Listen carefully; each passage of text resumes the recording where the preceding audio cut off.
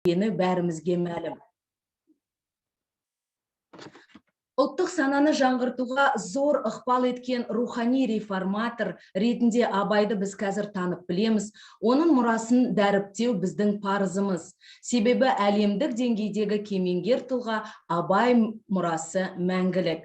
Құрметті әріптестер, бүгінгі іс-шарамызға Сарыарқа ауданының әкімі Байкен Есет Берікұлы қатысып отыр. Нұр-Сұлтан қаласының ішкі саясат басқармасының басшысының орынбасары Шегебаев Мәлік Сералыұлы қатысып отыр. Үш байлық қоғамдық қорының жетекшісі, тіл жанашыры, рухани жаңғыру жобалық кеңсесінің лекторы Асанғазы Оразгүл Асанғазықызы қатысып отыр. Сонымен қатар Гумилев атындағы Евразия ұлттық университетінің жанындағы Абай Академиясы ғылыми зерттеу институтының директоры Әубәкір Жандос Мағазбекұлы бізбен бірге, Евразия ұлттық университетінің доценті, филология ғылымдарының кандидаты Серікзат Мақсатұлы бізбен бірге, абайтанушы Алмахан Мұхаммедқалиқызы қатысып отыр. Халықаралық ақпараттандыру академиясының академигі, филология ғылымдарының кандидаты Иманғалиев Бауыржан Сәбитұлы және Иманғалиев Бауыржан Сәбитұлы рухани жаңғыру жобалық кеңсесінің лекторы болып келеді. Бүгін біздің конференциямыздың мүшесі қатысып отыр. Сонымен қатар 100 жаңа есім жобасының иегері Айдос Әкімғали мырза бізбен бірге, дарын сыйлығының иегері Бекзат Смағұл және үкіметтік емес ұйымдар, жастар өкілдері, нөмір 56 мектеп лицейі Абай Шәкәрім клубының мүшелері, жас Абай танушылар клубының мүшелері және нөмір 87 мектеп гимназиясының Абай Нұры клубының мүшелері қатысып отыр. Баршаларыңызға тағы да қош келдіңіздер дейміз. Енді алғы сөзді бізбен бірге Сарыарқа ауданының әкімі Байкен Есет Берікұлына бергім келіп отыр. Есет Берікұлы, сөз өзіңізде. Біздің қатысушыларға жылы лебізіңізді білдіріп, бүгінгі мереке күнімен құттықтап жіберсеңіз. Рахмет, Ақырке Ақтайқызы. Басындағы болған техникалық кідірістерге кешірім сұраймын. Құрметті конференцияға қатысушылар, қайырлы күн. Абай күні мерекесімен барлықтарыңызды құттықтаймын. Бүгінгі шараны Нұр-Сұлтан қаласы бойынша рухани жаңғыру жобалық кеңсесімен бірлесе өткізіп отырмыз. Осы орайда модератор болып отырған Ақырке Ақтайқызына қолдау білдірген үшін ризашылығымды білдіремін. Бүгінгі шараға аға буын өкілдері, тіл жанашыры, қоғам қайраткері Оразгүл Асанғазықызы, айтыскер ақын Серікзат Мақсатұлы, абайтанушы мамандар мен Абайды оқып өсіп келе жатқан жастар да қатысып отыр. Бұдан ұрпақ сабақтастығын көруге болады. Барлық қатысушыларға алғысымды білдіремін. Әрине, барлықтарыңызбен бетпе-бет ауқымды шара өткізу жоспарымызда болды.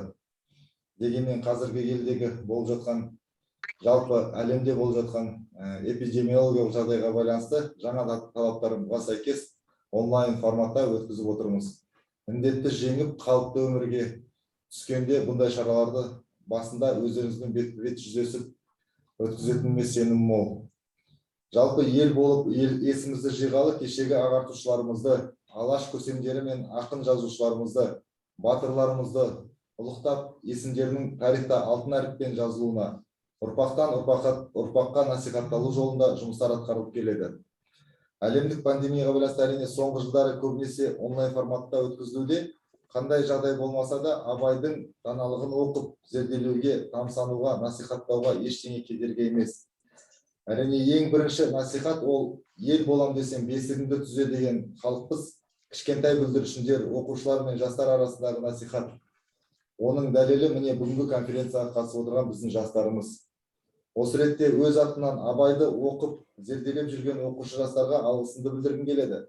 Елордамыздың жас абайтанушылары Асылбекова Әсем, Жалғасбек Айшолпан, Жалғасбек Фатима, Даниярова Рамина, Садуақас Ясин, Жанатхан Мансур, Жанатхан Рахматуллах, Бейсенбек Нұрислам, Қадырбек Аянбек те қатысып отыр. Ұлы ақынның мұрасынан сусындап өсіп келе жатқан сіздер ертеңгі рухани бай елдің болашағысыздар. Тек сәттілік серіктерің болсын. Ешқашан оқудан, ғылымнан жалықпаңыздар. Еліміздің болашағы білімді жастардың қолында. Абайдан сөз артылмаған деп жатамыз. Расымен Абай көтермеген тақырып жоқ. Абай бойындағы барлық қасиеттер, махаббат, ел мен жер, ғылым мен білім, береке бірлік айта берсем көп.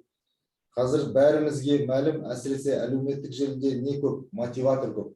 Мен үшін абайдан асқан мотиватор жоқ. Абайдың шығармашылығын оқи отырып алға жетелейтін ерік жігер алуға болады. Мысалы, өзіңе сен, өзіңді алып шығар, ақылың мен еңбегің екі жақтап деген сөз. Қашанда ақыл мен таза еңбектің жақсылық әкелетінін абайдан артық ешкім айтып жеткізген жоқ.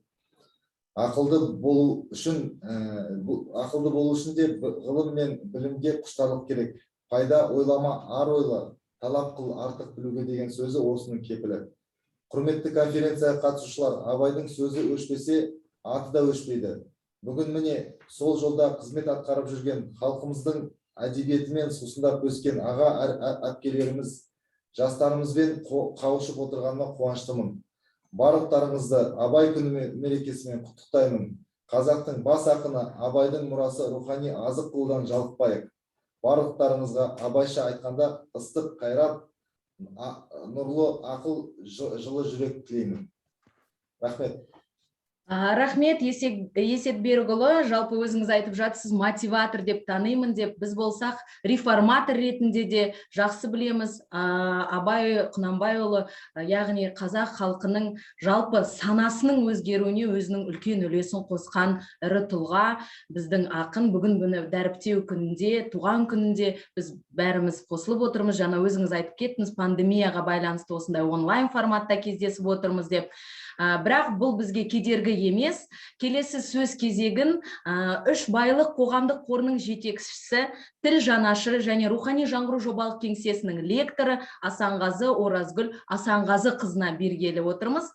Оразгүл Асанғазы қызы, сөз өзіңізде. Армысыздар, құрметті сарыарқалықтар, құрметті Есет Берікұлы. Бүгін рухани жаңғыру орталығы мен Нұр-Сұлтан қаласының бірігіп, Сарыарқа ауданының осындай іс-шара өткізіп отырғанына мен шексіз ризашылығымды білдіремін. Кезінде Астанаға келгенде мен еңбек жолымды Сарыарқа ауданынан бастағам. Сонда бізде дәстүр болатын. Абайдың күнін ол кезде 23 тамыз өткізетінбіз. Кейін осы Абай музейі мұражайының басшысы келіп, бізге құжаттарды көрсеткеннен кейін алғаш рет 10 тамызда тойлауды бастаған тіл басқармасында жүрген едік.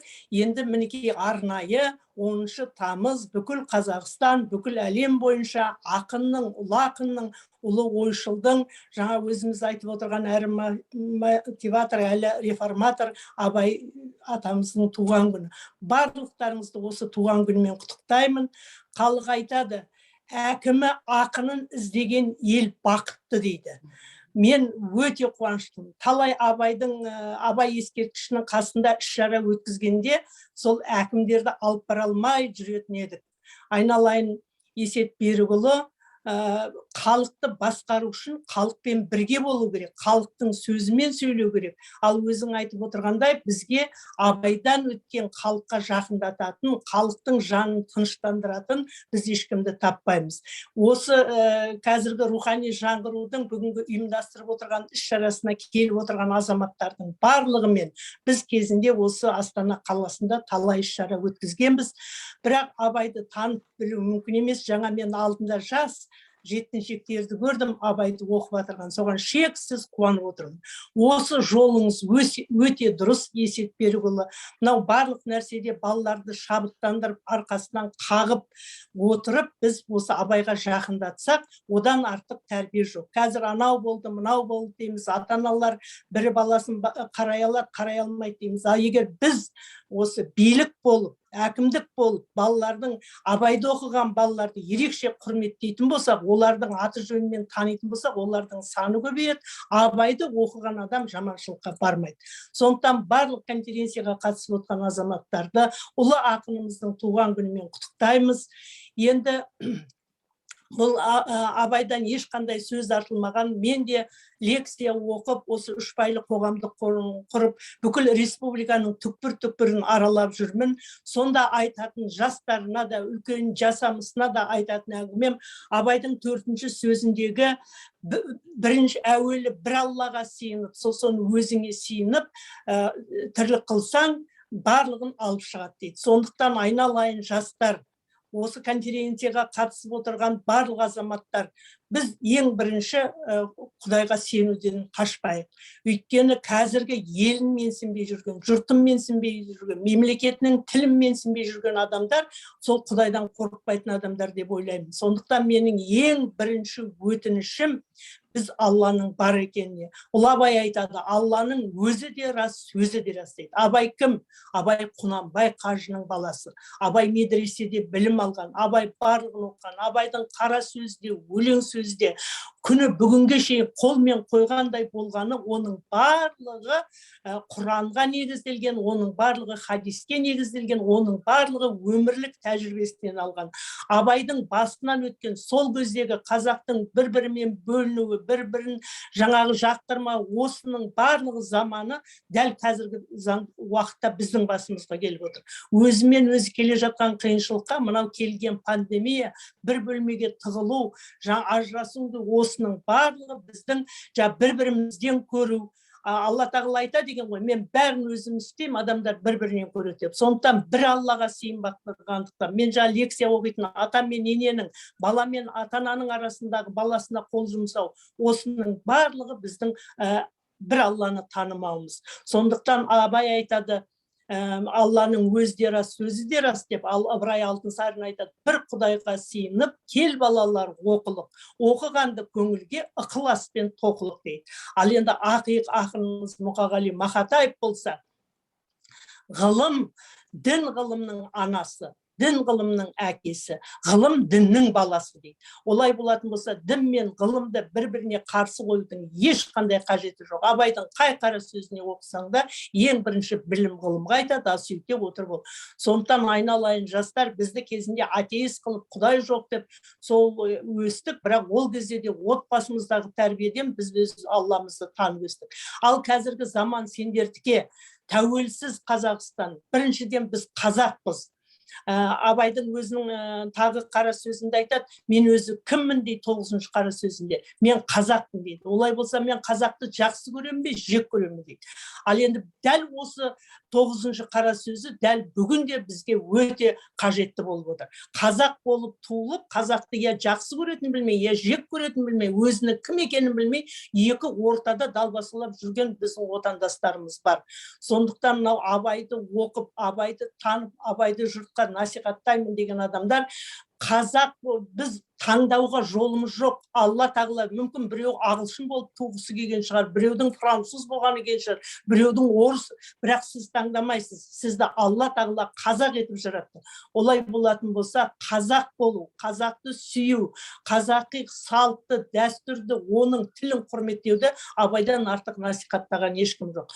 Абайдың әрбір өлеңі, өлең сөзіндегі сөз, сөйлем, барлығының жаңағы кереметтей болуының өзі Абайдың қазақ тілінің қандай екендігін айтатындығы. Сондықтан мен жастарға айтатыным, бірінші Алланы таны, екінші өзіңнің қазақ екеніңді мойында, қазақтың сен жақсы көретін жақсы қасиетін одан ары жаңғырт, жасарт, жаңа өмірге бейімде.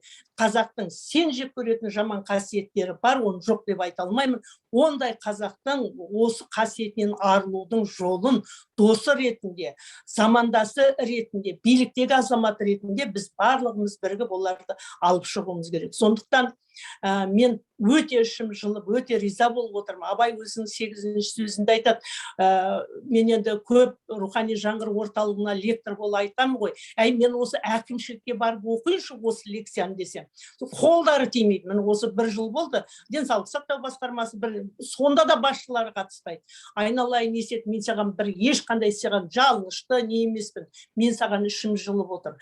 Уақытыңды қиып, бүгін мереке екенін айтып, өзің бізді жиналысқа шақырып, оны ашып, мынау апалар бізге не насихат айтады екен, қандай үгіт айтады екен, осы ақылын тыңдайық, насихатын естейік деп, біз бір керемет біз деп айта алмаймыз, біздің де өзімізге лайық жақсы жаман жағымыз бар. Бірақ әйтеуір өмірлік тәжірибелері бар еді ғой, жасы осыншаға келіп еді ғой, осынша жыл ел басқарып еді ғой, бұл кісілер Абайға не айтар екен деген айналайын ниетіңіз. Әрбір басшы осылай болса, онда деген ақын бізге жақындайды. Біз Абайды шын мәнінде сүйеміз. Өткен жылы балабақшаның тәрбиешілігінен бастап ел президентіне дейін барлығы Абайды жаттады, челленджін өткізді, көптеген тіршіліктер істеді. Бұл осымен қалмау керек. Ол бүгінгі Абайдың туған күнінде білінеді. Кім осы сол былтырғы өткен шараны алғарай жалғастырды, жалғастырмады. Өзің жаңа өте тура айттың. Бұны тек қана бүгін туған күні Абай күнінде ғана емес, бұған жүйелі ылғи өтіп отыратын іс-шара. Балабақша не өткізеді, мектеп не өткізеді, колледждер не өткізеді, жоғарғы оқу орындары не өткізеді. Мінекей осының барлығын қолға алып, соларға демеушілер тауып, осы әңгімені насихатты әрбір аудиторияда. Біз айтамыз, мысалы, аралас мектептер көбейіп бара жатыр. Баяғыда аралас мектептің ішінде 6 бір класс болатын болса, соның 1-2 орысша, қалғаны қазақша болған біздің кезімізде. Қазір керісінше болып бара жатыр екен. Мінекей осы жердегі насихат керек, Абайдың насихаты керек. Міне осы нәрселердің барлығын жоспарлап, бұны жүйелі жұмысқа алуымыз керек. Абайды насихаттайтын мынау Гумилев атындағы университеттің Абай институты оған қосымша ашылды. Бүкіл әлемдік дәрежеде біз армандайтын едік. Ресейдің Пушкин орталығы бар, немістің Гёте орталығы бар, Абай орталығы деп. Құдайға шүкір, былтыр туған жаңа 175 жылдығында оны да ашып алдық. Енді осы ашылған нәрсені өзің сияқты аудан әкімдері пайдалану керек. Абайдың өлеңін қанша жаттағанмен жастар оны түсінбейді. Абайды түсіну өте қиын. Сондықтан жаңағы осы сізге қатысып отырған лекторлар, қатыспай отырғандар бар. Солармен кездесу өткізу, солармен онлайн бола ма, офлайн бола ма, балалар өзінің жаттауындағы түсінбей отырған жерін айтса, ол кісілер жетесіне жеткізіп түсіндіреді. Түсініп отырып жаттау, түсініп отырып жүрегіне жақындату, бұл балаларымызға өте керемет болады. Өзіңіз айтқан отты қайрат тәннің саулығынан келеді. Сарыарқа ауданында мен 8 жыл қызмет істегенде өткізген жігіт сұлтан деген керемет қазақтың жігіттерінің рухын көтеретін, қазақтың жігіттерінің қайратын қайрайтын іс-шара болатын. Өкінішке орай, кейінгі әкімшілікте, біздің кезімізде аудандық әкімшілікте 1 тиын ақша болмайтын. Бірақ демеушілер тауып, жатқан жері жаннат болсын, алғашқы 100 мыңды 1-ші орынға жаңбыршы Есетұлы беретін, Нұркенов. Осындай кісілерді тауып жігіт сұлтанын қайтару керек. Егер бюджетте мүмкіншілік болса, ауданыңызда ат спорты мектебін ашу керек. Отты қайрат, мына қалаға келгенде орыс тілді балалар жасынап, жайнап жүреді. Қазақ мектебінің балалары, ауылдан келген балалар жерге қарап, кәдімгі біреудің үйінде бүрсеңдеп жүреді. Атқа мінген қазақтың баласы еш уақытта олай болмайды. Сол жігіт сұлтанына қатысып, содан жүлде алған жігіттер қазір өзінің саласында. Бірі дәрігер, бірі заңгер, бірі жаңағы Гумилевті бітірген. Барлығы өз қызметінде, бірақ оларда отты қайрат бар. Өйткені олар жаттауын жаттап, өзінің қазақ екеніне мақтанып өткен. Ал енді нұрлы ақыл деген өзіңіз айттыңыз, Абайдың 17 сөзінде айтады, ең бірінші бізге керегі білім мен ғылым дейді. Сондықтан жастардың білім ғылымға жақын болуы. Ауданға қандай мамандар керек, қандай мамандықты игерсе, ауданнан олар беймарал жұмыс тауып алады. Міне осыны айтып, өзіңіздің аппараттың қызметкерлерін сол Абай сабағы өтіп атқан жерге жіберу керек. Мына мамандықты игеретін болсаңыздар, онда сіздер бізге қажет боласыздар. Яғни біз осы жаңағы ақылды балаларды тәрбиелеуіміз керек. Біз қазіргі ол барлығы ақылдың бәрі кітаптан келеді. Кітап деген қазір көп, лекторлар деген қазір көп. Соның ішінен ауданның кітапханасына, аудандық қалалық білім басқармасымен бірге отырып, қандай кітаптар керек? Қандай мамандықты жастар таңдаса, сол мамандықтың үдесіне шыққан, биігіне шыққан адамдардың өмірбаянын оқыту керек. Мына Қарағандыда Ерлан Әшім дейтін кәсіпкер бар. Сол мысалы кімнің Бауыржан Момышұлының кітабын, өзіміз айта беретін Бердібек Соқпақбаевтың менің атым Қожа барып тұрған мотивация, соның ішінде барып тұрған визуализация, бала қиялды. Мінекей осындай кітаптарды теріп, мектептің сыныптарына бөліп беріп, осындай ата-анамен бірге отырып оқыған кітаптарын талдатады. Мінекей Абайдың арманы. Білім, ғылымды игеру үшін біз адамдармен осындай жұмыстар істеуіміз керек. Барлық уақытта ақиқатқа Бауыржан Момышұлы айтады, шындық бәрібір жеңеді, тек кешіккені болмаса дейді. Қазір егер Сарыарқа ауданының мектептерінде барлық мектепті қарап шығу керек деп ойлаймын. Аралас мектептің ішінде қазақ сыныбынан орыс сыныбы көп болса, бұл біздің жіберіп отырған кемшілігіміз. Біз қазақтың баласы 80%, 90% орыс сыныбын толтырып отыр. Оның ата-анасының санасы жетілмеген, ол Абайды оқымаған, ол өзінің қазақ екеніне мақтанады дейді, ақылы әлі жетпеген, санасы ашылмаған. Біз осы ата-аналармен бізді жүздестіріңіз. Біз солардың балаларын қазақ класына ауыстыруына, өзінің баласымен бірге қазақ тілін үйренуіне оларға жасайық. Одан кейінгі жылы жүрек деген. Махаббаттан жаратқан адамзатты, сен де сүй, ол Алланы жаннан тәтті. Адамзаттың бәрін сүй бауырым деп, және қақ жолы осы деп әділеттейді. Абай айналаңның бәрін сүй дейді. Мысалы, отбасында ене мен келін, көп баланы аналар келіп әкімшіліктің алдына айқайлап жүргеннің барлығы бір-бірімізді дос көрмеу, бір-бірімізді жақсы көрмеу. Кез келген адам өзін жұрттың бәрін жақсы көру үшін өзі бәрін жақсы көру керек. Осы бәрін жақсы көретін махаббатты әкелу үшін біз Абайдың өлеңін жаттатуымыз керек. Ол аналармен әшейінде, олар көшеге шықпай тұрғанда жұмыс істеуіміз керек. Яғни Абайдың, өзіңіз өте дұрыс айттыңыз, біздің өміріміздің кез келген бүгінгі түйткілінің кез келгенін шешіп беретін өлең сөзі, қара сөзі, осының барлығын біз оқушы кезінен бастап, оқушының ата-анасымен бірге бастап, құр оқушыны тәрбиелеуге болмайды. Ол сіз 10 жерден оқушыны жаттатқанмен, үйінен барған кейін әке-шешесі сонымен орысша сөйлесіп, әке-шешесі соны басқа тәрбие береді. Сондықтан ұжымдарға барып, ұжымдар арқылы біз Абайды осылай насихаттайық. Айналайын сарыарқалықтар, бақыттысыңдар. Осындай әкімдерің бар. Ол әкімдерің ұлы ақынын танып Абайды өткізіп отырған. Сондықтан барлық сарыарқалықтарға отты қайрат, нұрлы ақыл, жылы жүрек, махаббатпен таңдатырып, махаббатпен ұйықтап, кез келген істі жүрегіңмен, жүрегіңнің қалауымен, осыны істесем мен халқыма пайдалы болам деп таңертең тұрып, деп күніне бір рет болмаса аптасына бір рет, болмаса айына бір рет өзіңе өзің есеп бер дейді. Әрбір сарыарқалық өзіне өзі есеп беріп, Абайдың алдында есеп беріп, Абай ата, мен мынаны жасадым, мен осыған риза болыңыз, менің қолымнан келгені осы, тағы не істеймін деп жоспар құрсаңдар, Алла құрған жоспарларыңды қолдайды, Абай аталарың аруағы риза болады. Сондықтан бүгін мені тыңдауға уақыт бөлгендерің үшін, мені осы лекцияға шақырғандарың үшін мен өте сіздерге ризамын. Алла аманшылықта жолықтырсын, елдің басына түскен қауіп-қатер ертерек кетсін, бір-бірімізді қауышып отырып Абайды талқылайтын уақытқа жетейік. Тыңдағандарың үшін рахмет. Оразгүл Асанғазықызы, алғыс білдіремін. Рахмет сізге. Уақытыңызды бөліп бізбен бірге болғаныңыз үшін. Құрметті конференция қатысушылар, сіздерге өтініш, сіздер видеоларыңызды қосып қойсаңыздар, біз сіздердің түрлеріңізді көріп, суреттеріңізді көріп отырсақ, жақсы болушы еді. Мына жерде біздің жоспар бойынша Әубәкір Жандос Мағазбекұлы сөйлеу керек еді, бірақ мына жерде бір өтініш түсіп жатыр. Абайтанушы Алмахан Мұхамедқалиқызы қазір министрліктен кездесу болатындықтан мені қазір жіберсеңіздер деген бір өтініш түсіп жатыр. Әубәкір Жандос Мағазбекұлы, егер сіз рұқсат берсеңіз. Әрине. Рахмет сізге, уақытыңызды бөліп бізбен бірге болып, жаңағы біз онда сөз абайтанушы Алмахан Мұхамедқалиқызы сізге береміз.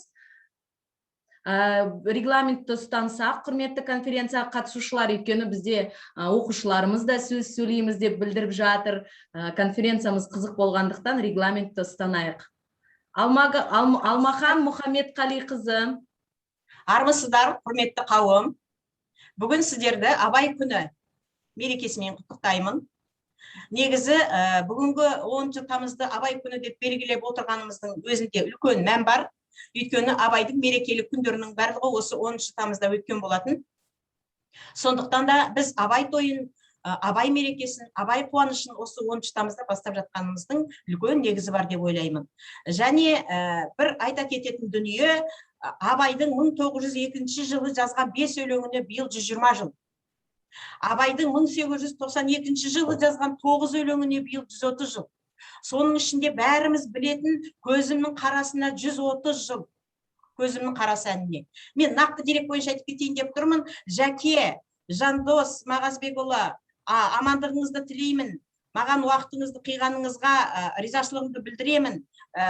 Мен де бір сондай себеп болып тұрғаннан кейін сіздің алдыңызды кесіп өтіп кетіп жатырмын. Айып етпеңіз.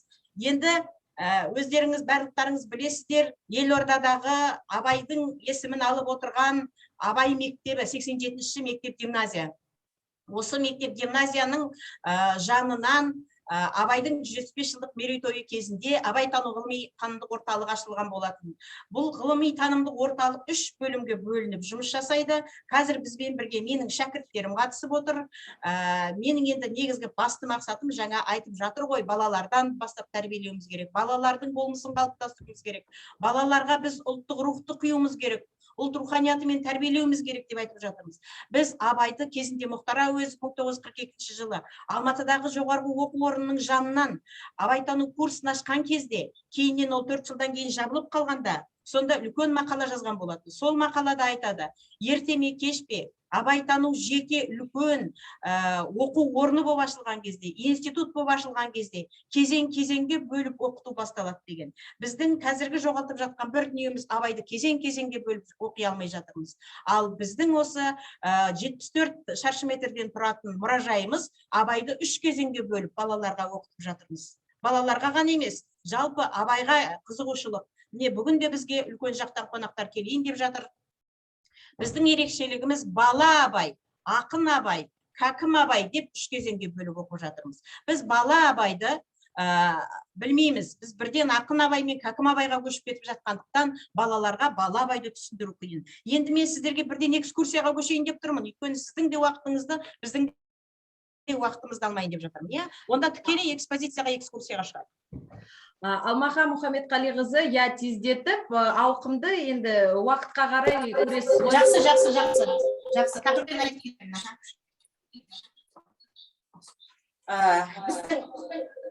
Біздің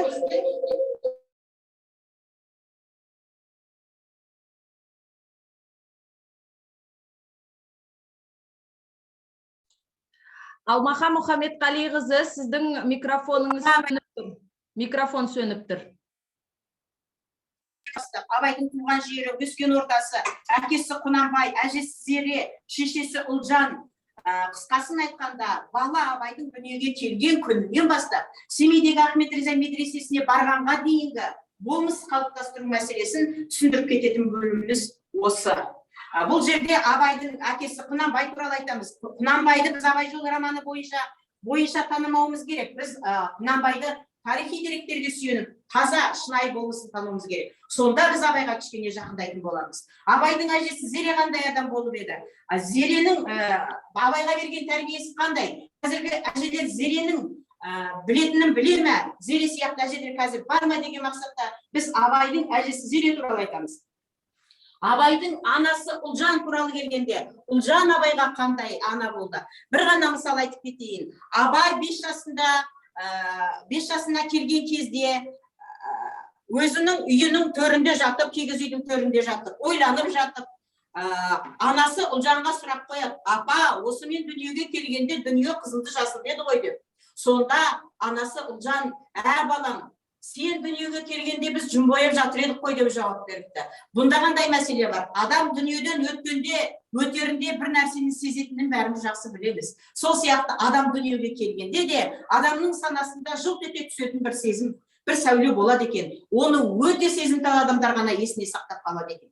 Бұл жерде біз балаларға есіңде қандай дүние сақталды, өзіңді қалай танисың, қандай түс көресің деген сияқты мәселелерге осы жерде айтып кетті. Баланың болмысын қалыптастыру бізге сол жетпейді. Біз баланың балалығын, баланың болмысын, баланың адамдығын, баланың ұлттық рухын, құндылығын, қанындағы кодын ашуымыз керек. Сол мақсатта бала Абайды оқытамыз. Бала Абайдан кейін 14 жасында әкесі Құнанбаймен бірге Қарқаралыға келген. Қарқаралы Қарқаралыдан бастап біз абайдың билермен араласуы, билікке араласуы, үлкендердің сөзіне есті жауап қатуы, өзінің ортасы, Құнанбайдың өзі бала абайдың ортасын таңдап беру туралы айтамыз. Яғни досыңды көрсет, мен сенің кім екеніңді айтайын деген сұраққа жауап беретін тұс осы болады.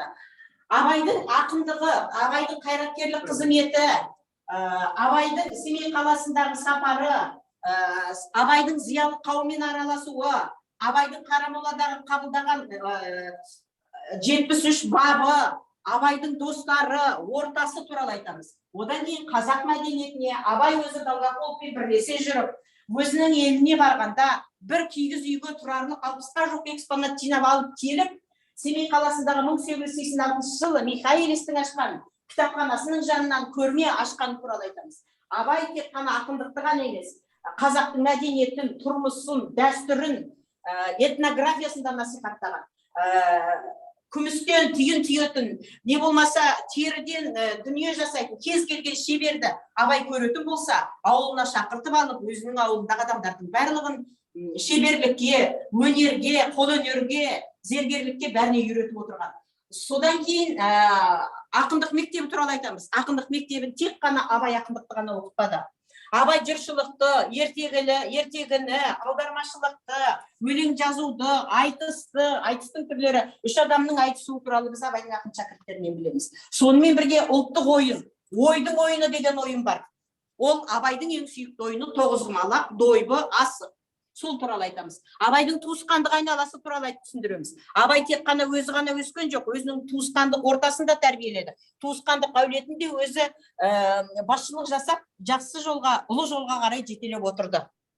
Шәкәрім туралы бөлек айтамыз. Енді мына қатар сіздерді Кәкім Абаймен таныстырады. Абайдың ақындықтан асып кәкімдікке жететін жолын біз осылай сатылай талдаймыз. Абайды ең алғаш таныған Әлихан Бөкейханов. Әлихан Бөкейхановқа абайдың өмірі мен шығармашылығы жазған Кәкітай Ысқақұлы екенін айтамыз. Жалпы абайды үш кезеңге бөліп қарастыруымыз керек.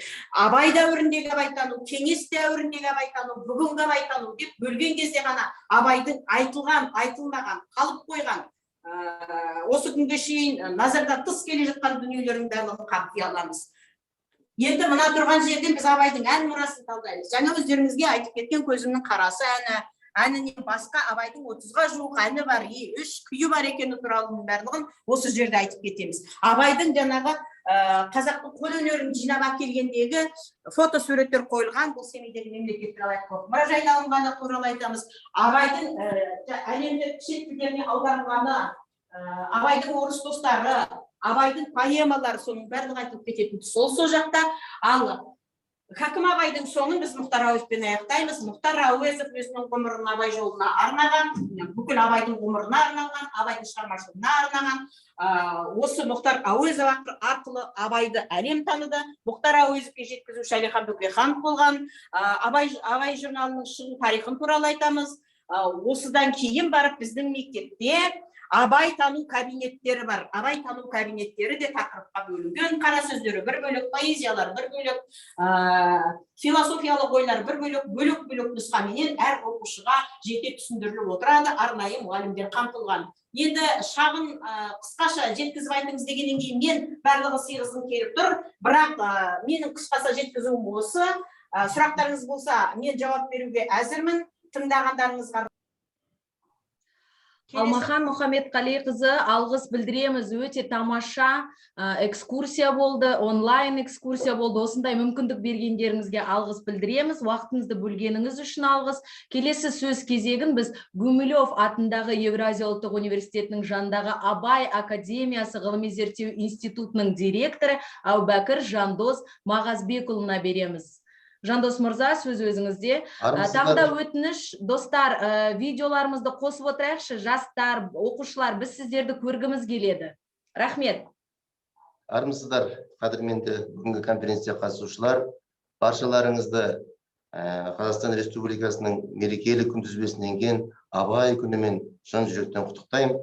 Сонымен қатар осы бүгінгі шараны ұйымдастырып отырған Сарыарқа ауданының әкімдігіне және рухани жаңғыру жобалық кеңсесіне, сонымен бірге барлық қатысушыларға зор алғысымды білдіремін.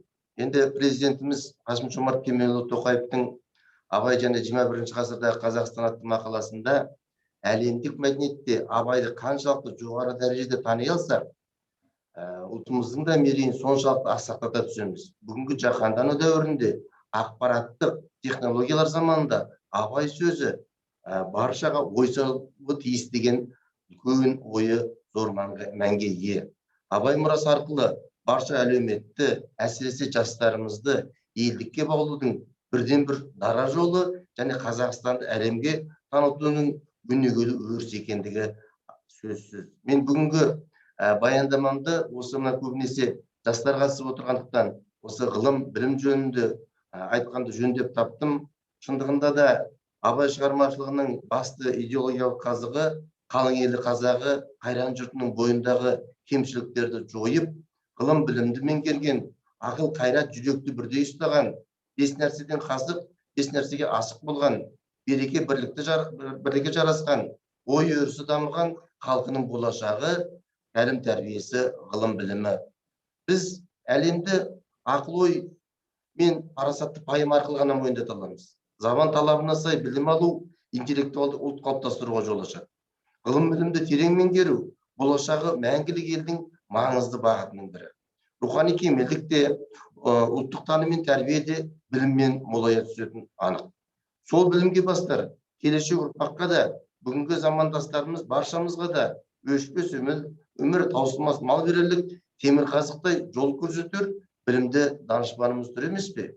Ендеше Шәкәрім Құдайберді айтқандай, ақылын тегінге сатқан Абай мұрасына үнемі сүңги берсек, тереңге бойлай түсеріміз анық. Рухани байлық та, кемелдік те сол тереңдікте. Ақынның өзі айтады, малда да бар жан мен тән, ақыл сезім болмаса, тіршіліктің несімен тереңге бет қоймаса дейді емес пе? Сол тереңдік міне Абайдың өз мұрасында жатыр. Хәкім Абай айтқан әр сөз құнды ой өміршеңдігіне маңызды. Қанша уақыт өтсе де, замана көшінің әр кезеңінде де маңыздылығы артып келе жатқандығы анық. Шындығында да қазіргі таңда оқыған білер әр сөз дегендей, ғылым білімге ден қоюымыз қажет. Ғылым таппай мақтанбауымыз, өнер танбай баптанбауымыз керек. Артық білім кітапта ерінбей оқып көруге деп, кітап құмарлығымызды арттырып, өзіңізден өзіңді алып шығар, еңбегімен ақылың екі жақтап деп, тек білімге, ақылға, еңбекке сенуіміз қажет. Сол себептен де қазіргі нарықтық заманда бос жатпай, егіннің ебін, сауданың тегін үйреніп ойлап, мал ізде дегендей жанталаса еңбек етуіміз қажет. Ақыл таппақ, мал таппақ, адал жүрмек керек. Адал бол, бай бол, адам бол, мал тап дейді Абай. Ал мал табудың да негізі ғылым білімде екендігі ақиқат. Біз ғылымды сатып мал іздемек емеспіз. Керісінше ел дәулетті болу үшін ғылымды игеру керекпіз дейді Хәкім Абай. Ақын айтқандай, дүние өзі, малды өзі ғылымға көңіл бөлсеңіз емес пе дейді. Түбінде баян еңбек еген салған, жасынан оқып білім алған, би болған, болыс болған өнер емес, еңбектің бұдан өзге бәрі жалған. Ал ендеше олай болатынымызда ғалымдық жолдың алғашқы бастамалары қалай болмаққа керек? Абайдың өзі айтқандай, ең алдымен ғылымды игерудің, білімді болудың басты мақсаты прощение жазу емес, яки болмаса я адвокаттық емес.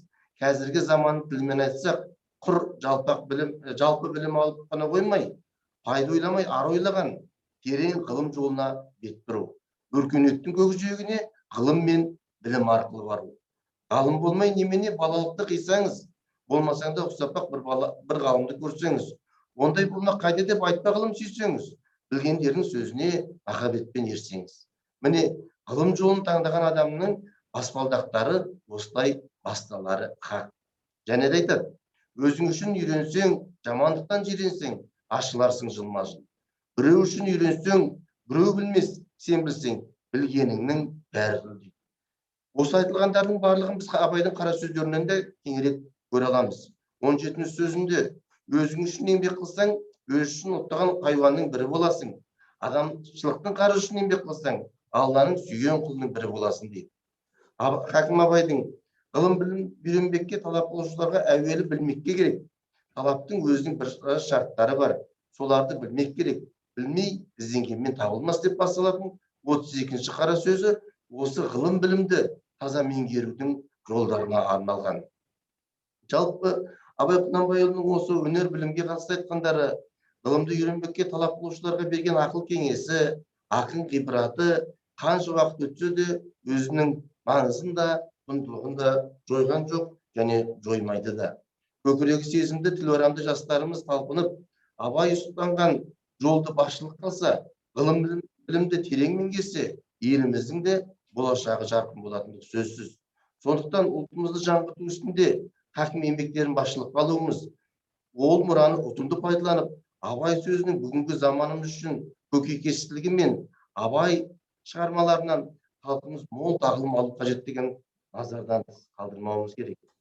Сыналар, жігіттер, келді кезің, сәулең болса бермеңкел талап терің, жан құмары дүниеде немен екен, соны білсең әрнені біл дегендерің дейді. Яғни ол не еді, өздеріңіз жақсы білесіздер, білмекке құмарлық. Яғни біздің негізгі ұстанымыз осы болмаққа керек.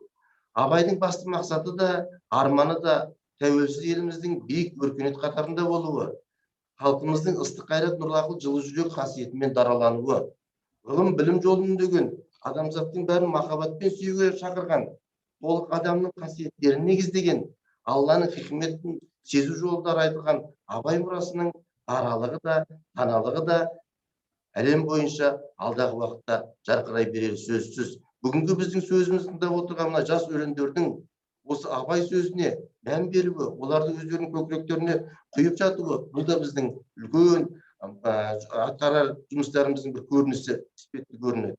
Яғни осы жастарымызда Абай мұрасын біліп шығатын болғанымызда, еліміздің де болашағы жарқын болады. Сол себептен де осы ғалымдарды да үлкен біздің елімізге әйгілі, мынау ұлтымыз үшін, еліміз үшін үлкен еңбек жасап жүрген Оразалы сияқты апайларымыз қатысқан, әкімшілік өкілдері қатысқан, барлығына жиынды ұйымдастырып отырған сіздерге тек қана алғысымызды білдіреміз. Әрдайым Абай мұрасын біз насихаттау жолында жан аямай еңбек ете берейік дейміз. Және өздеріңіз Ораз қыз айтып кеткендей, Евразия университетіндегі Абай академиясы да былтырғы жылы ашылып, үлкен ауқымды жұмыстарды атқарып, елімізге белгілі абайтанушы ғалымдардың еңбектерін жарыққа шығарды.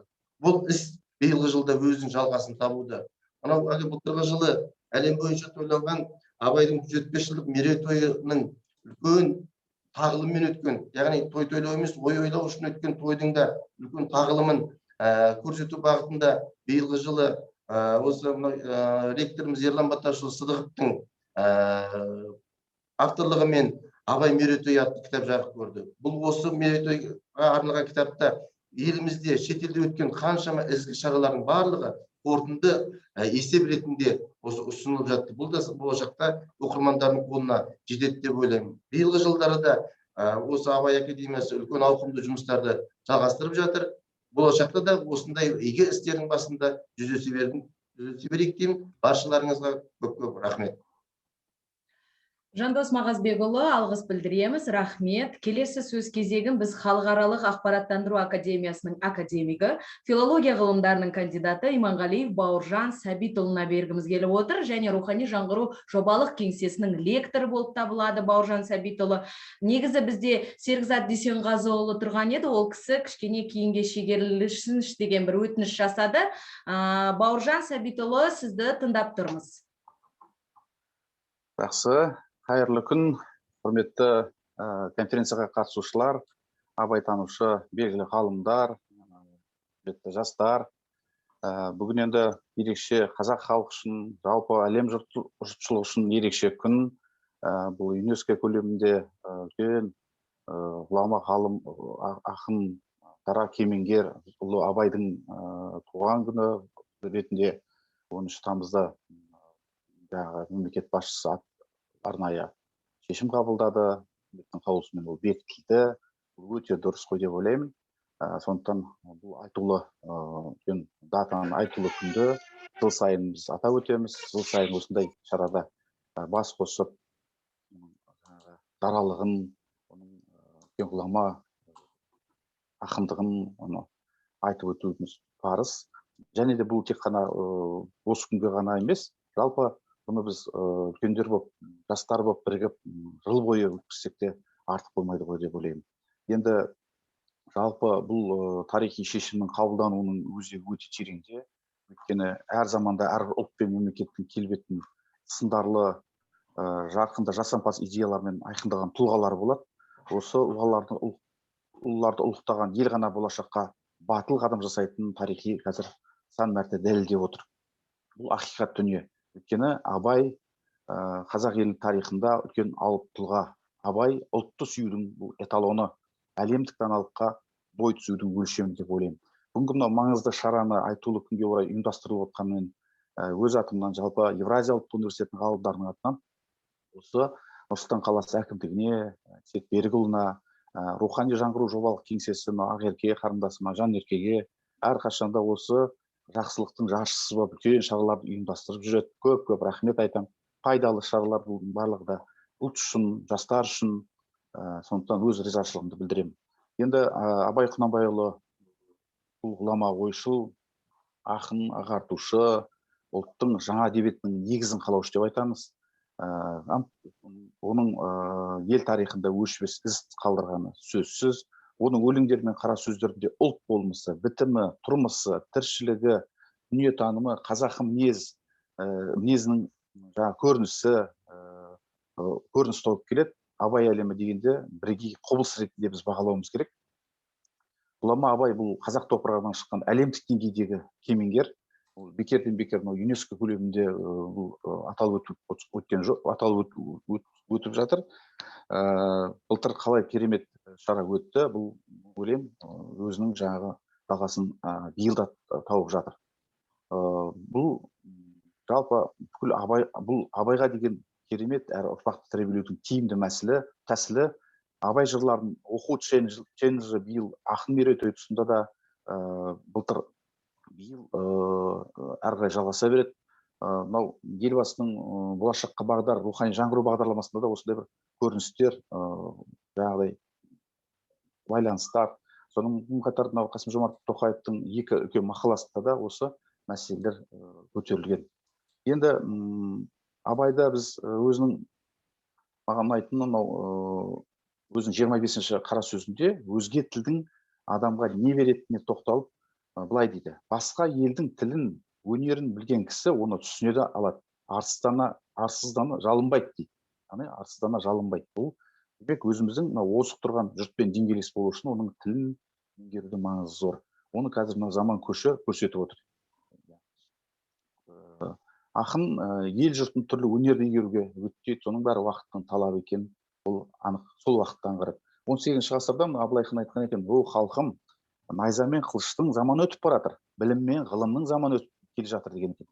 Соның ары қарай 19-ші ғасырда ұлы Абай осы білім, ғылымға негіздейді. Барлық шығармаларында да осы бой жарыстыратын заман емес, ой жарыстыратын заманның қазір келгенін біз байқап отырмыз. Солай ғой? Абайды тану бұл адамның өз-өзін тануы. Адамның өз-өзін тануы, яғни үнемі дамып отыруы, ғылымға, білімге басымдық беруі бұл кемелдіктің көрінісі деп ойлаймын. Қазіргі айтып жүрген интеллектуалды ұлт дегеніміз осы. Яғни қазіргі жастар тыңдап отыр, жастар жан-жақты болған дұрыс. Бір бағытта емес, кәдімгідей өзінің жаңағы ұлттық рухын негізге алып отырып, Абайдың айтқан жаңағы 5 асыл ісін өзінің санасына құйып отырып, кәдімгідей ұлтқа қызмет етудің жарқын үлгісін көрсету керек қой деп ойлаймын. Бүгінгі жастардың қатысып отқаны өте дұрыс. Осындай жаңағы кездесулер көп болғаны, көп пайдасы бар ғой деп ойлаймын. Енді алдында аға апаларымыз айтып кетті, ақыл, қайрат, жүректі бірдей ұста дейді Абай. Сонда толық боласың, елден бөлек деп кәдімгідей талдап өтеді. Расында да осы үш ұғым, ол осы үнемі бірлікте қарастырғанымыз дұрыс. Қазіргі бізге керек.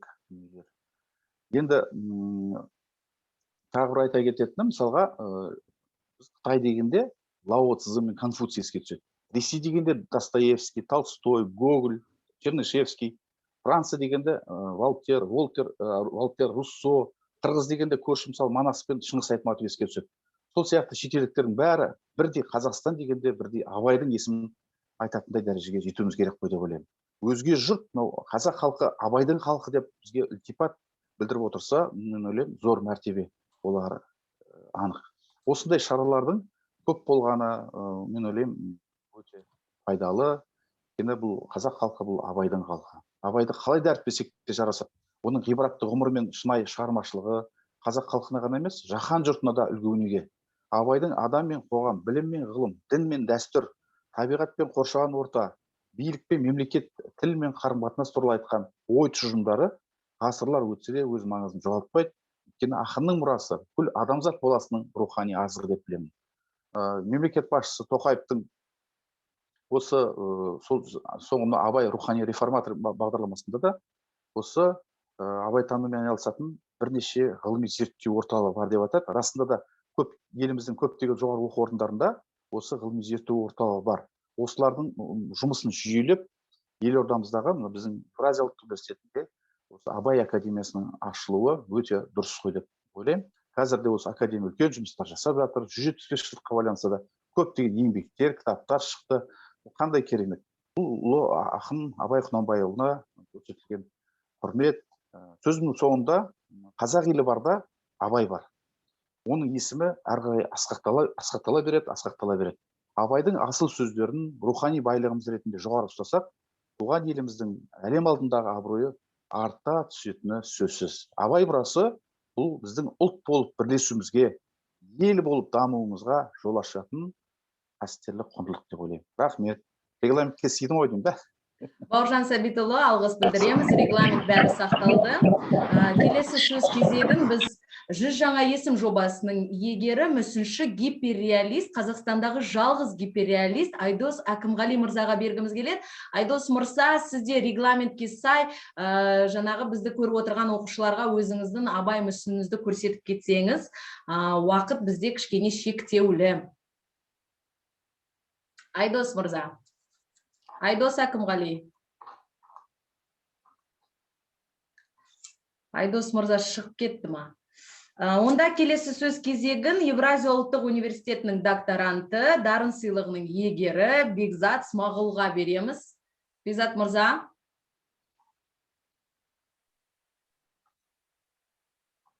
Ол кісі. Онда жаңа біздің конференциямыз басталмай жатыр. Бұл кім? Естіліп тұр ма? Айдос, тамаша. Айдос, тағы да айтам, біздің жалғыз гиперреалист 100 жаңа есім жобасының жеңімпазы. Айдос мырза, өзіңіздің мүсініңізді көрсетіп кетсеңіз, бізді қарап отырған оқушыларға жұмысыңызды таныстырыңыз. Қайырлы күн. Енді біз көп сөйлемейміз, біздікі к делу. Енді мен жасаған еңбегім осы Абайдың 175 жылдығына орай алыстан бастап көрсетіп жатырмын да. Әдемі. Енді осындай мүсін жасап жатырық өз тарапымнан. Осы бірінші рет болып жатыр тарихта болған қазақ елінде осындай мүсін. Сондықтан мен оригинал суреті бойынша барынша мен қаншалықты көре алдым, соншалықты осы көре алдым деген. Енді мына жерде камера шынайы бүкіл детальдарды бере алмайды, өкінішке орай. Оны шынайы көргісі келген адам осы Қазақстан концерт залына келіп көре алады. Сол мына жерде енді өзінің қолына кітабын ұстап тұр. Осындай, енді қазір 4 ай шамасында жасалынған, кәдімгідей нелерін, қылдары, сақалдары бәрі бір талдап, бәрі сондай енгізіліп, сөйтіп жасалынған. Абай сияқты екен, Абай сияқты. Жасы нешеде, Айдос мырза, жасы нешеде осы мүсінде? Енді екі жағында ұлы тұрған сурет бар ғой, сол бойынша ғой. Нақты бір фото ғана ғой, сол екі фото ғана ғой. Сол суретті мен семейге хабарласып, ол жақтан жаңағы оригинал суретін интернетте качествосы жақындатқанда жоғалады ғой. Мен бұл жерде скан жасатқыздырып, сөйтіп маған біраз көмегін тигізді. Мен барынша соны жақындатып, детальдарын қарап, зерттеуге тырыстым. Енді бұл жерде жартылай антропология бар деп айтсам да болады. Өйткені мен қарама-қарсы көріп тұрған суретті мен қырын көрмеймін ғой, мен мысалға. Соны қырын көру үшін мен оны сезініп, жаңағыдай анатомиялық есептер бойынша, процесстер бойынша есеппенен сол несі шығарылады деген. 3D образно қылып шығарылады деген секілді. Айдос мырза, рахмет. Кішкене ары қарай жүрсеңіз, артқа қарай толық бейнесін көрейік. Міне, кигіз үйдің ішінде отырған Абай Құнанбаевтың бейнесі, бізге экскурсия жасаған Айдос мырза, Айдос Әкімғали. Әзірге осылай тұр енді абай деп былай айтып жатырмыз ғой енді осы. Менімше, ойымша, енді осы мүсін тек қана осы жерде Қазақконцертте тұра бермей, ұлттық музейден бір арнайы бір бұрыш жасап, абайдың бір бұрышын сол жерге кітаптарын қойып, сөйтіп ойда бар да. Соны қолға алса, мен өз тарапымнан жасадым ғой, соны арнайы мүсін бұрышын қойса, нұр үстіне нұр болушы еді деген. Айдос мырза, уақытыңызды бөліп бізбен бірге болып мүсініңізді көрсетіп жатқаныңызға алғыс білдіреміз. Онда біз келесі сөз кезегіне көшейік. Сөз Евразия ұлттық университетінің доценті, филология ғылымдарының кандидаты Серікзат Дүйсенғазыұлына беріледі. Айдос мырза, тағы да алғыс сізге. Жақсы. Рахмат. Сәлеметсіздер ме? Дауысым естіліп тұр ма? Өте жақсы естіліп тұр. Сәлеметсіздер ме? Міне бүгін керемет мереке, бүкіл біздің мемлекетіміз үшін, халқымыз, ұлтымыз үшін осы ұйымдастырып жатқан мына біздің рухани жаңғыру жобалық кеңсесіне, Сарыарқа аудандық әкімдігіне, әкім мырза өзі қатысып отыр екен, Есет Берікұлына. Басқа азаматтарға алғысымызды білдіреміз. Себебі Абай біздің былай айтқанда ұлттық паспортымыз, біздің төлқұжатымыз Абай. Абайсыз қазақты елестету мүмкін емес. Оны біз айтқан жоқпыз, мұны 20 ғасырдың басындағы біздің ұлы даналарымыз, Алаштың қайраткерлері Әлихан Бөкейхан, Ахмет Байтұрсынұлы, Міржақып Дулатұлы, оның бер жағындағы Жүсіпбек Аймауытұлы, Мағжан Жұмабаев, Мұхтар Әуезов сынды біздің ұлы қайраткерлеріміздің бірі айтып кетті. Себебі Семейді Алаштың астанасы қылған кездің өзінде, Алаш қайраткерден сұрақ қойған кезде, сонда Әлиханның айтатын сөзі бар екен. Бұл жерде Абайдың рухы бар. Әрбір қазақ Абайдың рухымен жарақтанса, онда біздің болашағымыз зор болмақ деген. Яғни Абайдың әр сөзі біздің ол болашағымыздың кепілі, біздің шамшырағымыз Абайдың сөзі. Яғни Абайдың жаңағы осы өлеңдерін мен тыңдадым. Оразгүл Асанғазы апайымыз, Алмахан апайлар барлық жақсы айтып жатыр. Абайдың әрбір сөзінде біздің келешек ұрпаққа қажетті барлық мағлұмат тұр. Біз қалай ел болуымыз керек, біз қалай ұлт болуымыз керек, біз келешекте Қазақстанның, мысалы үшін жаңа елбасының мәңгілік ел деген керемет идеясы бар. Сол идеяны жүзеге асыру үшін біз не істеуіміз керек деген мәселенің бәрін біз Абайдан тауып аламыз. Абайдың сөзі ол әр заманның құрдасы. Мысалы, Абай өзі 19 ғасырда өмір сүрсе де, 20 ғасырданың сөзі сол заманға да қажет болды. 21 ғасырда қазір қарап отырсаңыздар, балалар, сіздердің қазіргі уақытқа да Абай бірге қатар сөйлеп тұрған сияқты. Осы заманның мәселесін айтып тұрған сияқты Абай. Яғни Абай атамыздың әрбір сөзі, сондықтан айтамыз, бізге шамшырақ деп айтамыз. Біздің болашағымыздың жаңағы жолбастары, темірқазығымыз Абайдың сөзі. Сондықтан Абай атамыздың осы әрбір сөзін насихаттау, Абайды насихаттау, Абайдың өлеңімен жастарды жарақтандыру, Абайдың жаңағы өлеңі арқылы біздің болашағымызды нақтылау, бір-ақ күнге байланып қалмау керек. Әрине, біздің президентімізге рахмет айтамыз, осы күнді Абай күні деп белгілеп жарлық шығарған үшін. Бірақ дегенмен Абай бізбен күн сайын бірге болу керек. Әрқайсымыздың Абайдың сөзі жадымызда, жанымызда жүру керек. Рухани жаңғыру жобалық кеңсесі ұйымдастырып отыр. Рухани жаңғыру дегеннің өзі, мен осы кеңсенің лекторларының бірімін. Рухани жаңғыру дегеннің өзі, ол ең басы анау Европада басталған бір замандарда. Эпоха возрождения дейді, Европада жаңағы қайтөрлеу дәуірі дейді. Бізде енді рухани жаңғыру кезеңі деп атым, тәуелсіздік алғаннан кейін. О заманда соның басында ақындар тұр. Абай сияқты ақындар тұр. Мысалы, Италиядағы сол кездегі әйгілі ақын Данте Алигьери, мысалы үшін, оны Мұқағали аударды, Құдіретті комедия деген атақты поэмасын. Сол мысалы Италияның сол рухани жаңғыруының, қайтөрлеу дәуірінің басында тұр. Соның сөз арқылы, мысалы, сол Дантенің, Петрарканың, Боккаччо деген ақындар болған. Немесе сол замандағы атақты философтар, мысалы Испанияда Сервантестің, Англияда Шекспирдің деген сияқты осындай ұлы ақындардың, ұлы философтардың, солардың сөздерімен жарақтанған, қайтадан жаңғыру үшін, қайтадан ұлт болып қалыптасу үшін. Соның арқасында Европа бізден бәленбай жылға алға кетіп қалды. Қазір біз қай елдерге жаңағы бет түзейміз? Англия дейміз, Франция дейміз, Италия дейміз, сондай елдерді біз мысалы өзімізге мысал қаламыз, үлгі тұтамыз. Олардың жаңағы өркениетін үлгі тұтамыз. Оларда кемшілік бар шығар, бірақ негізінен өркениетті елдер ретінде олар бізге әрдайым. Неге дегенде олар сол заманда өзінің осы рухани жаңғырулар арқылы өздерін болашақтан анықтап алды. Бізге де осындай керек, яғни біздің рухани жаңғыруымыздың басында абай тұру керек деп ойлаймын мен. Абай атамыздың жырлары тұру керек. Себебі менің ұстазым Сейіт Асқарұлы Қасқабасовтың осы Астана ақшамы газетіне шықты, абай ренессанс деген мақаласы. Былтыр шықты ғой деймін. Былтыр ма алдыңғы жылы ма? Сол кезде Сейіт аға бәрін ішінде айтқан соның ішінде. Абай ренессанс деген жаңа қайта өрлеу, рухани жаңғыру. Яғни біз ұлт болу үшін абайды қалай пайдалануымыз керек? Абайдың сөздерімен қалай жарықтануымыз керек деген әңгіменің бәрін айтқан. Енді мен абайдың сөздеріне мысал келтірмей ақ қояйын. Абай атамыз көп өлеңдерінің ішінде бәрін айтып кетті. Мысалы, бір-ақ ауыз сөзін айтайықшы.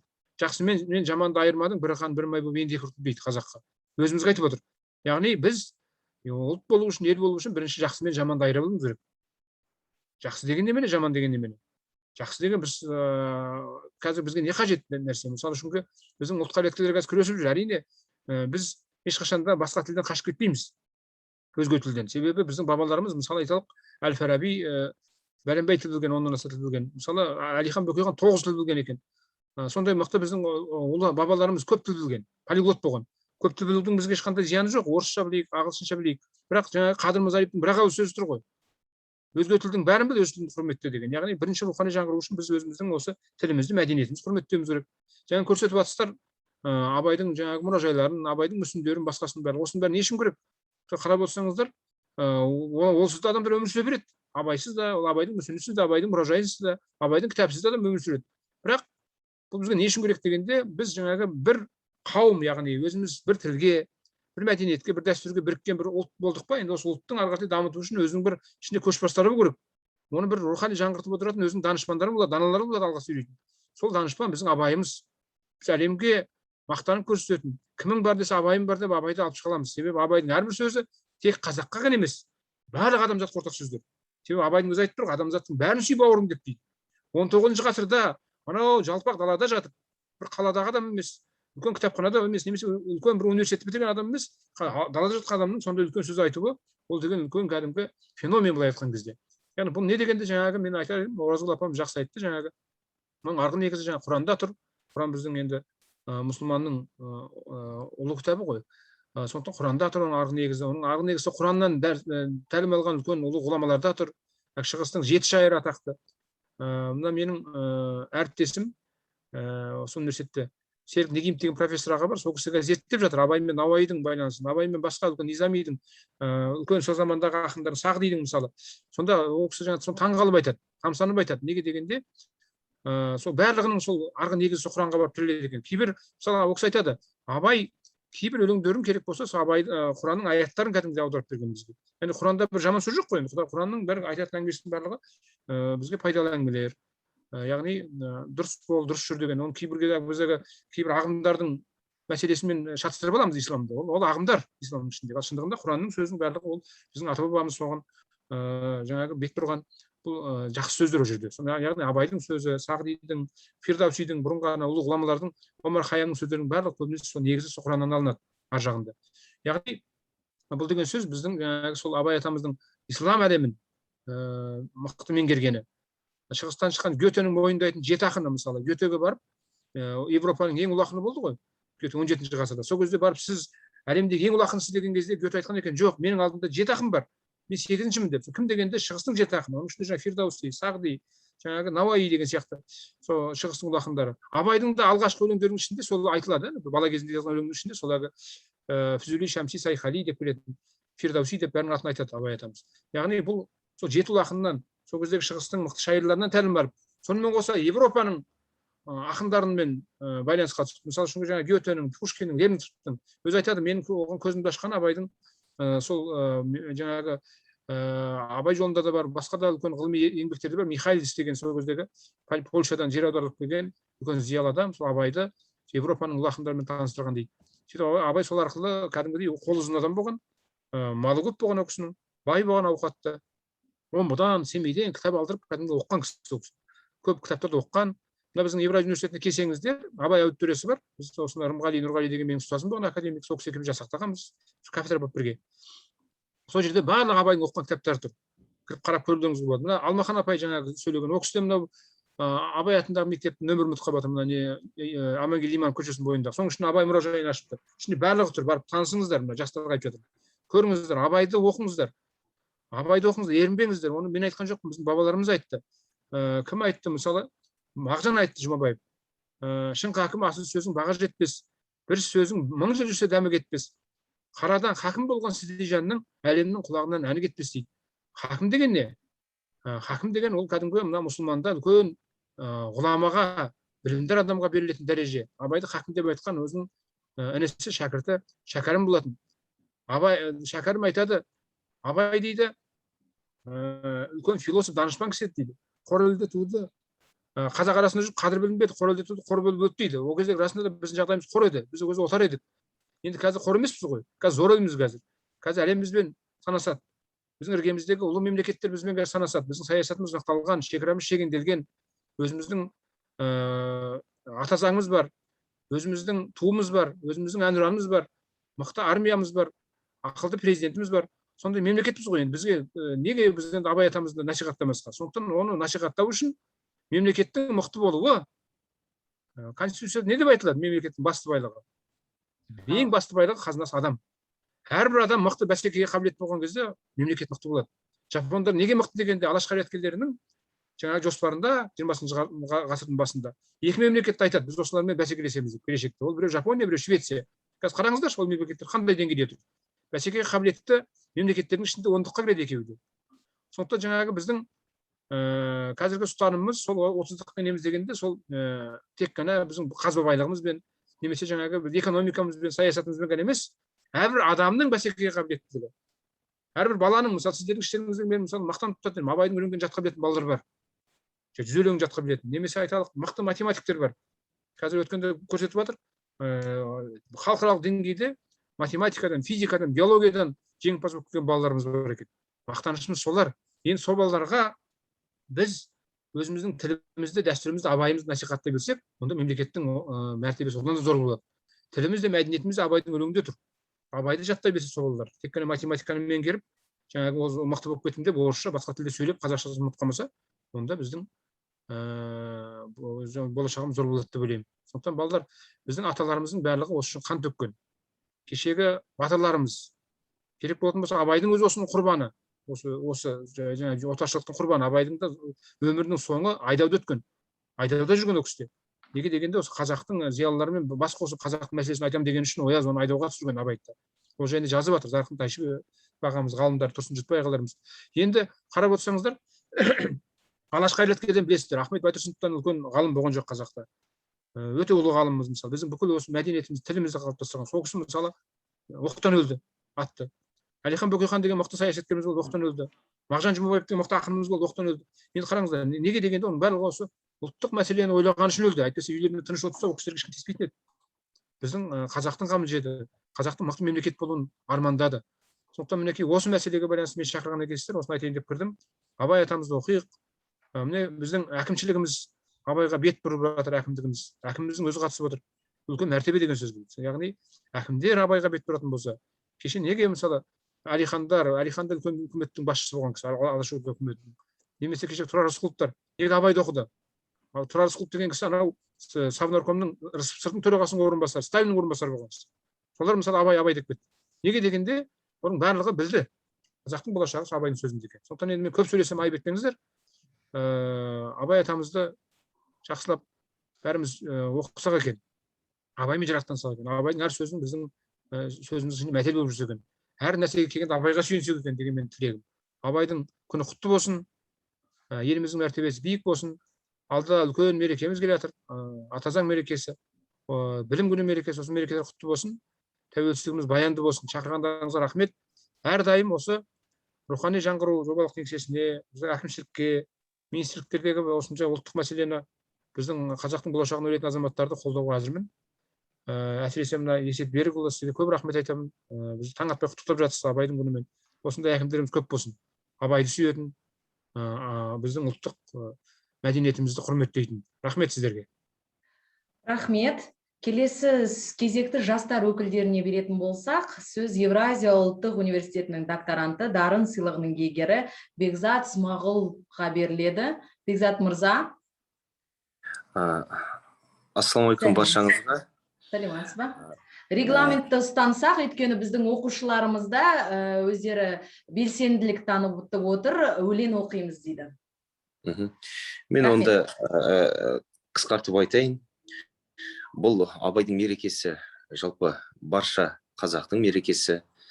Бұл Абайға көрсетілген құрмет, барша осы қалам ұстап жүрген азаматтардың мерекесі деп ойлаймын. Бұл ақындардың мерекесі.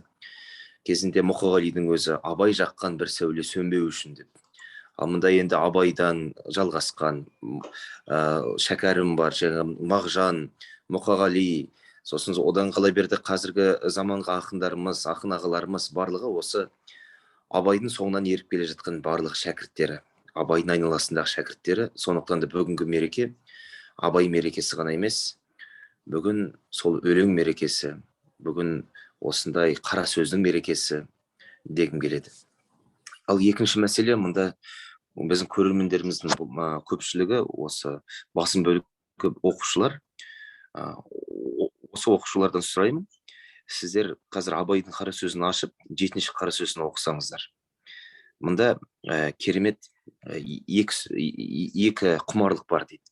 Біреу, мысалы, сіздер балалар ішесіздер, мысалы, жейсіздер, жақсы сникерс жегілерің келеді, мороженое жегілерің келеді. Бұның барлығын Абай айтады, бұл тәннің қорегі дейді, тән құмарлығы. Ал егер де сіздер бір нәрсе білгілеріңіз келсе, энциклопедиядан қарайсыздар, Google-ға тересіздер, Википедиядан оқисыздар, ол жан құмар дейді, ол білмекке құмарлық дейді. Сонда адамның өміріндегі мақсаты осы білмекке құмарлықты зорайту дейді. Сондықтан да құрметті оқушылар, сіздердің осы білмекке деген құштарлықтарыңыз арта берсін дегім келеді. Ал тағы да бір мәселе, осы оқушылар болсын, жалпы менің замандастарым, ағаларым болсын, жалпы Абайды насихаттауды, қазақ тілін насихаттауды ұялмау керек. Бір жағынан технократ болу керек. Технократ болу дегеніміз не ол? Ол заманауи қолданбаларды пайдалану. Енді сол арқылы біз мазмұнын осы Абайдың ғана емес, осы қазақ тілімен толтырудан ұялмаңыздар. Яғни Абайдың өлеңін насихаттаудан ұялмаңыздар. Кез келген ортада айта жүріңіздер.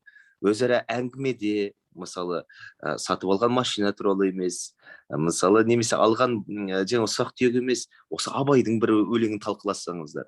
Бұның өзі бір үлкен бір жақсы, жалпы Абай мұрасын насихаттауда, қазақ тілін насихаттауда үлкен үлесін тигізеді деген сенімдемін. Енді сөздің соңын былай аяқтағым келеді. Жұмекен Нәжімеденовтің өлеңі, жаңағыдай, көп емес ау, саған артар міндетім.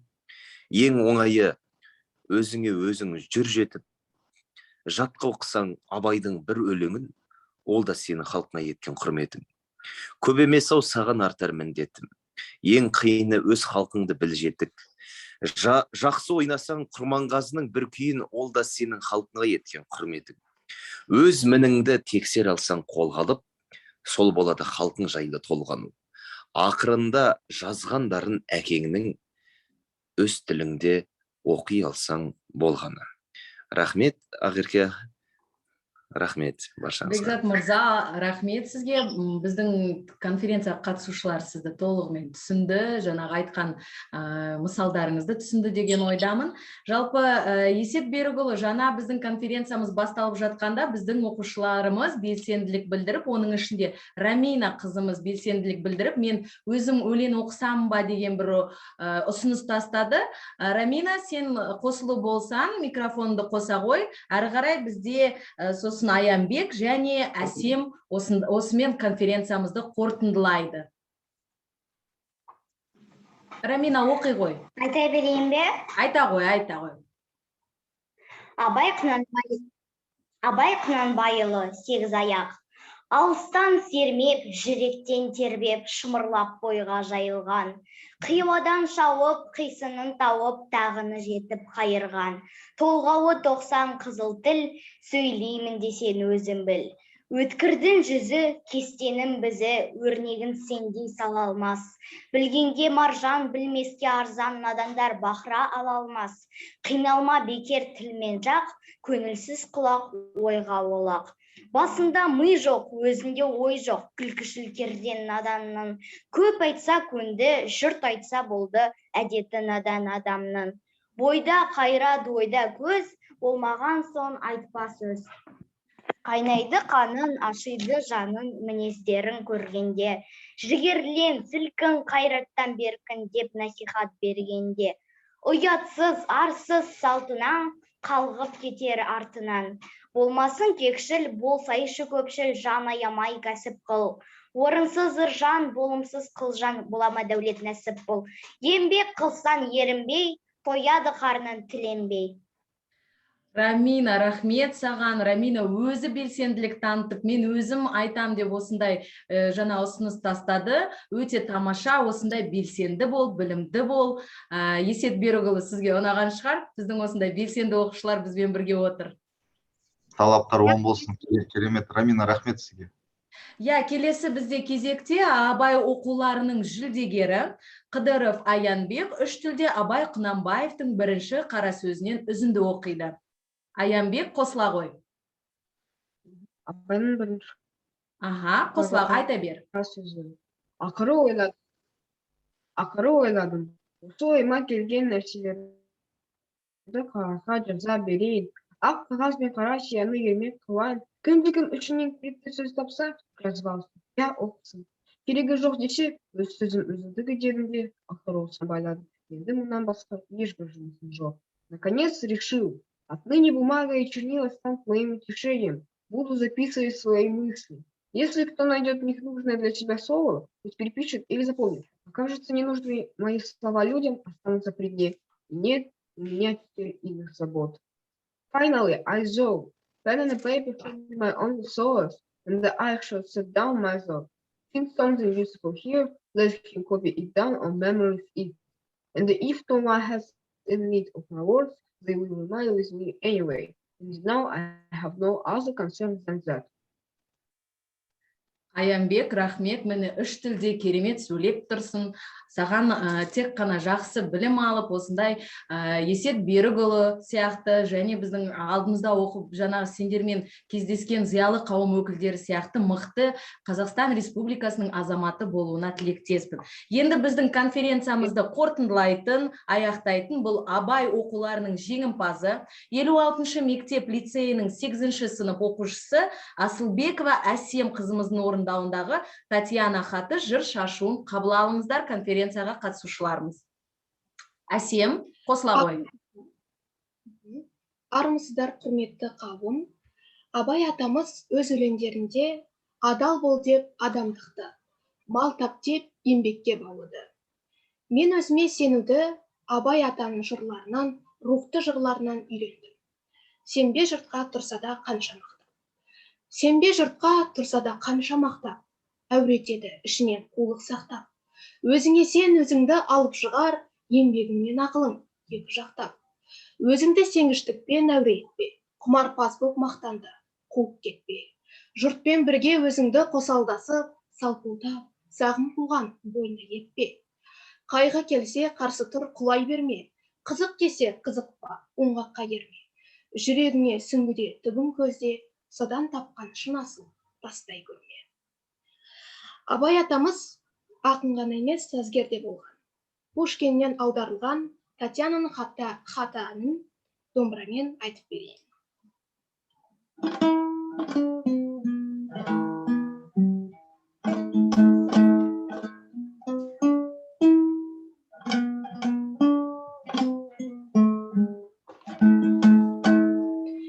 Тәңір қосқан жар едің сен,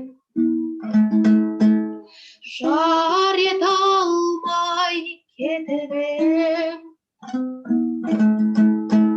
ол кезімде бал едім мен, аямасқа бекіп ем.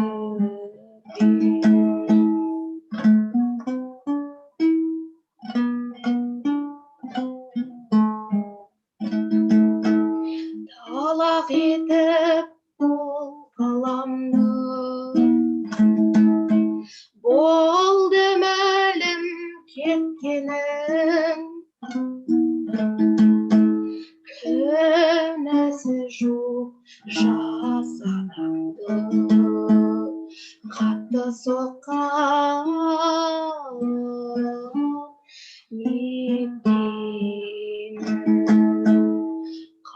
ұзыққа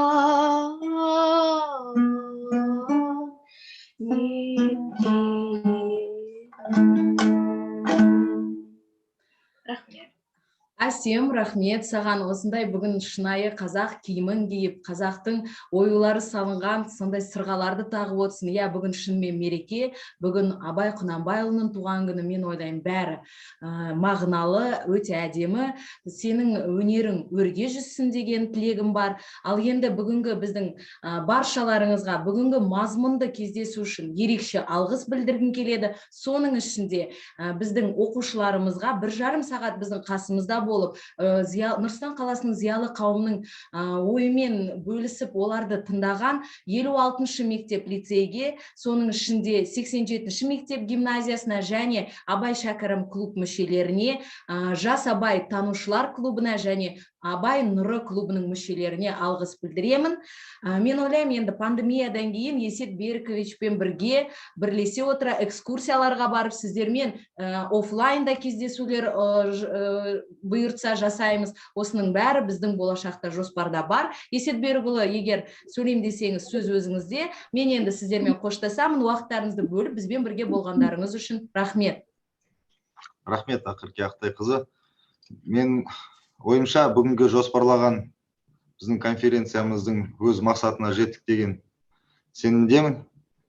Көп мағлұматты осы күнге дейін барынша білем десем де, өзіме түртіп алған өте маңызды біздің спикерларымыздың сұхбаттары, лекцияларынан көп нәрсе алдым, ілім алдым.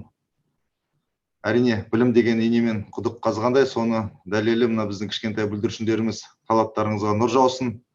Біздің Сарыарқа ауданының әкімінің атынан, Нұр-Сұлтан қаласы әкімдігінің атынан сіздердің осы абай тану жолында кішкентай болсаңыздар да осының мағынасын түсініп, осының өмірге деген қажеттілігін түсініп, және сіздерді баптап, тәрбиелеп отырған ата-аналарыңызға алғысымды білдіремін. Мына біздің балапанымыз Абайдың бірінші сөзінің соңғы мағынасын 3 тілде айтып берді. Сол сөздерді осы оқушымыздың жасында мен де оқыған болатын. Сол кезде Абайдың 5 жасындағы сияқты басқаша елестеткен. Осы міне Абай күніне дайындалу қарсаңында биыл тағы да бір былтыр оқып шыққам, биыл тағы да оқып шықтым. Былтыр оқысам басқаша түсінік, биыл оқысам басқаша өзіме бір басқа қырынан ашып жатам. Сондықтан Абайды оқып тауысу мүмкін емес. Сондықтан мына Абайды танудан жалықпайық. Осындай конференцияларымыз, мағыналы конференцияларымыз көп болсын. Барлық біздің қатысушыларымызға алғысымды білдіремін. Бейбіт өмірде, қалыпты өмірде кездескенше. Баршаларыңызға рахмет, сау болыңыздар. Сау болыңыз. Сау болыңыз.